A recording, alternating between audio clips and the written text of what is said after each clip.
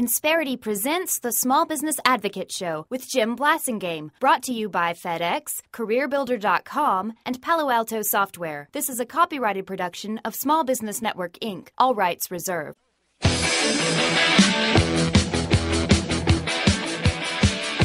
Jim Blasingame, he's the cyber king of small business. Search Google for small business expert, and he's tops on the list. I guess that makes you number one. He's number one on Google and number one in our hearts. Aww. He's Jim Blasingame, the small business advocate.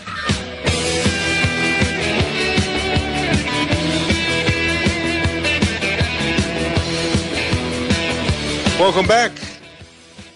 Thank you very much for hanging out with me. My pleasure to continue to be with you as always.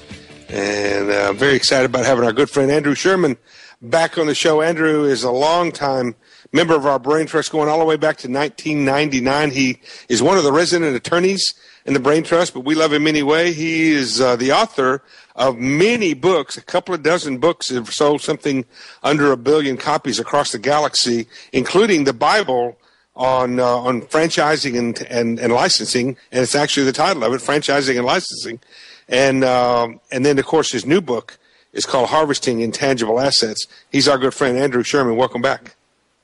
It's great to be here, and I hope everybody, including you and your family, had a fantastic Thanksgiving, and now it's back to work for a few weeks before we can gear up for the next set of holidays. Absolutely. Coming up real soon. Hey, Andrew, one of the things that I'm concerned about, and I think is real, is that there is an enormous amount of pent up energy in the U.S. marketplace.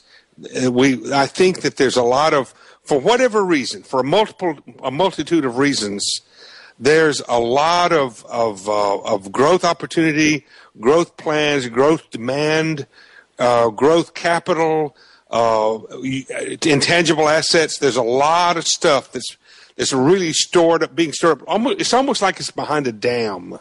And I believe in the next 12 to 18 months, that dam's going to break. And I just think that the U.S. economy is going to leave the ground, basically. It's going to scratch off and leave the ground in the next year to 18 months.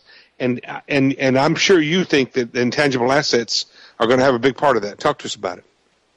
Well, let me walk you through a couple of scenarios. First scenario, there is $2.7 trillion sitting idle in American company treasuries. And cash. That's just the amount we're able to count. That's just so that cash. dam that you're referring to, just in pure cash. Now, on top of that cash number of $2.7 trillion, which is probably more like 3 or 3.5 trillion if we were really counting properly, because there's small and medium-sized companies that have cash too. We have probably another $5 trillion to $7 trillion worth of unharvested intangible assets in this country. The value of just the filings at the U.S. Patent Office alone has been estimated to be in excess of $5 trillion, and you know there's a lot of patents there. You're talking about applications that have been made that will be approved, but which have not been commercialized yet, or patents that were approved that have not been commercialized yet for whatever reason. Right. Probably because, a dating service, it hasn't been matched up with that cash that's been sitting idle. So well, and Andrew, you and I both know. Right. You and I both know that, and of course that goes for trademarks. I mean, look at the people who've applied for trademarks and got them, but haven't advanced a marketing plan to take advantage of those trademarks. And you and I both know for every patent that the patent office approves, there's 3 trade secret programs out there that may be bigger that we don't even know about. Absolutely. And one of the points the book makes is that the definition of intangible assets transcends patents and trademarks and even trade secrets. It includes, relationships, channels, systems, processes, things that small companies often have but don't realize that it's an intangible asset. I mean, Jim, imagine you sitting down one day and telling your family that you have no money to feed them a meal, and they're sitting there starving, and in the next room, sitting under the sofa cushions, are hundreds of dollars that have dropped out of your pockets.